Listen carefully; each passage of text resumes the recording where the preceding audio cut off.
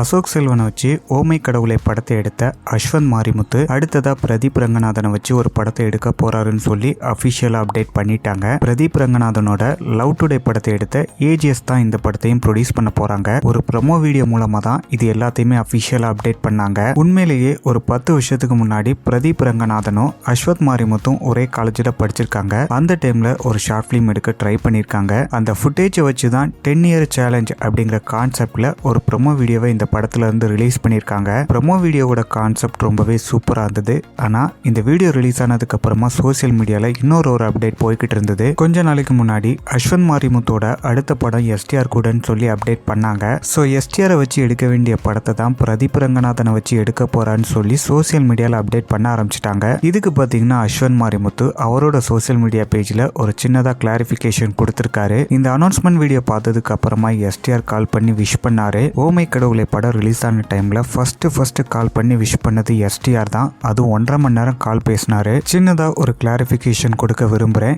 STR காண்டி டிஃபரெண்டா ஒரு script ready பண்ணி வச்சிருக்கேன். அதை எஸ்டிஆர் ஃப்ரீ ஆனதுக்கு அப்புறமா ஸ்டார்ட் பண்ணுவோம் அப்படின்னு சொல்லி கிளாரிபிகேஷன் கொடுத்திருக்காரு. இப்போதைக்கு எஸ்டிஆர் தேசிங் பெரியசாமி டைரக்ஷன்ல எஸ்டிஆர் 48 படத்துல ஒர்க் பண்ண போறாரு. இந்த படத்தோட ப்ரீ ப்ரொடக்ஷன் ஒர்க்ல தான் ஒர்க் பண்ணிட்டு இருக்காரு. ரீசெண்டா உலகநாயகனோட தக் லைஃப் படத்துல நடிக்க போறதா சோசியல் மீடியால அப்டேட் பண்ணாங்க. ஆனா அபிஷியலா எந்த ஒரு அப்டேட்டுமே கன்ஃபார்ம் ஆகல.